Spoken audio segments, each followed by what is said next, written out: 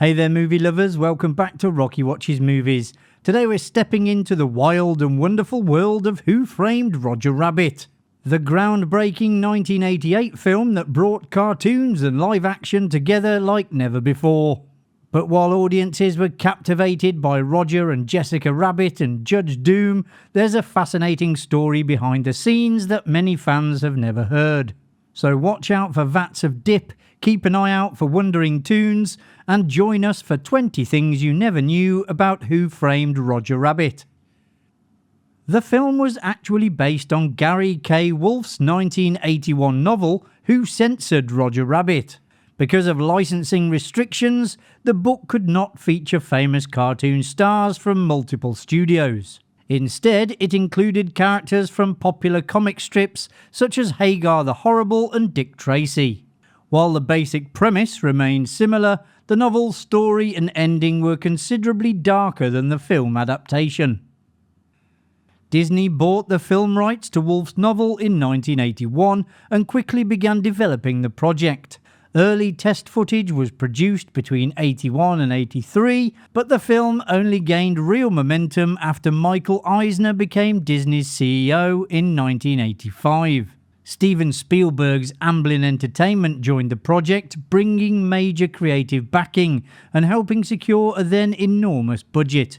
The film would become the most expensive animated production ever made at the time.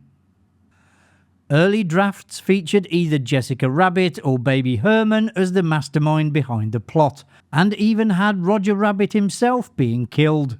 In the end, they created an entirely new character, Judge Doom. The villain was originally intended to have an animated vulture perched on his shoulder, but the idea was abandoned because the visual effects required would have been too difficult to achieve.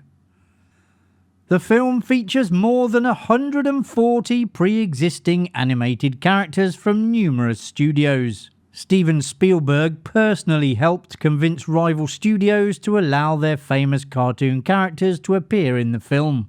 The agreements came with strict conditions to ensure fairness between studios, which is why Donald Duck and Daffy Duck share equal time in their piano duel, and Mickey Mouse and Bugs Bunny appear together in the same skydiving scene. Neither Disney nor Warner Brothers wanted their mascot to be overshadowed by the other. As impressive as the final lineup was, the filmmakers originally hoped to include even more famous characters. However, licensing issues and production deadlines prevented several planned appearances from making the finished film. Some of the characters left on the cutting room floor included Popeye, Chip and Dale, Pepe Le Pew, Mighty Mouse, Tom and Jerry, Casper the Friendly Ghost, and even Superman.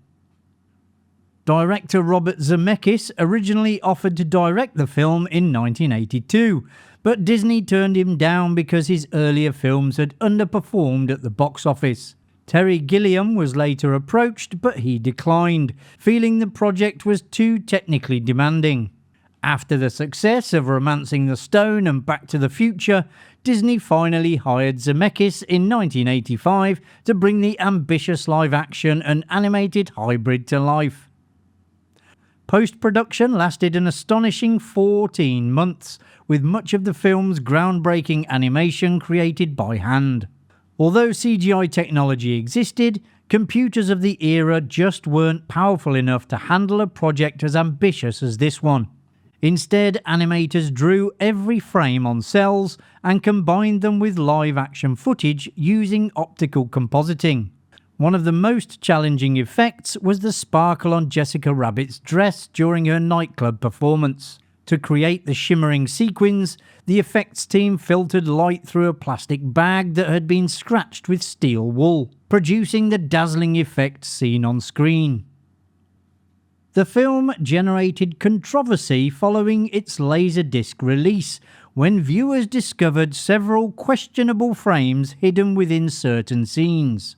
Using frame-by-frame playback, some spotted brief, risky images that the animators had snuck in. One involves Jessica Rabbit flashing her underwear after the car crash. Some say she isn't wearing any, but she clearly is. And a brief nip slip from Betty Boop. These of course were edited out for the DVD version. Other controversial moments included Baby Herman extending his finger and putting it up a woman's skirt as he's walking underneath her. He also makes an obscene gesture. This was also changed for the DVD so his finger doesn't extend. There were also claims that Donald Duck uttered a racial slur during his piano duel with Daffy Duck. Of course, these controversies only increased interest in the Laserdisc release, and many outlets reported selling out quickly. Animation director Richard Williams designed Roger Rabbit as a tribute to the golden age of animation.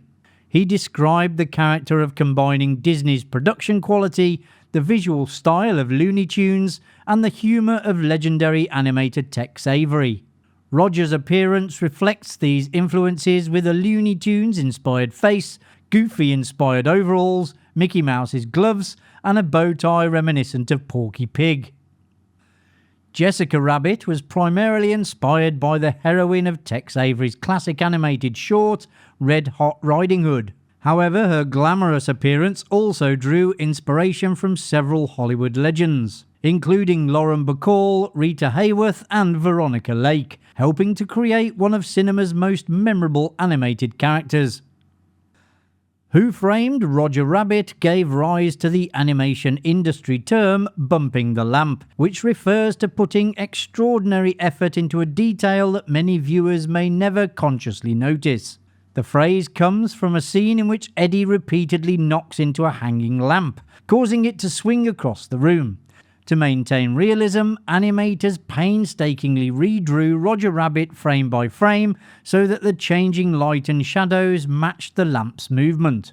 Although most audiences would never have noticed if the effect had been left out, the team's dedication to perfection ensured it remained in the finished film. Harrison Ford was Steven Spielberg's first choice to play Eddie Valiant, but his salary demands were too high. Chevy Chase turned down the role, and Eddie Murphy later admitted he rejected it because the concept sounded ridiculous to him at the time. Bill Murray also missed out after failing to receive the offer through his usual message system. After considering a long list of major stars, Spielberg chose Bob Hoskins because he felt the actor perfectly fitted the film's 1940s setting and brought the right mix of toughness and warmth to the role. Christopher Lloyd was not the filmmaker's first choice for Judge Doom.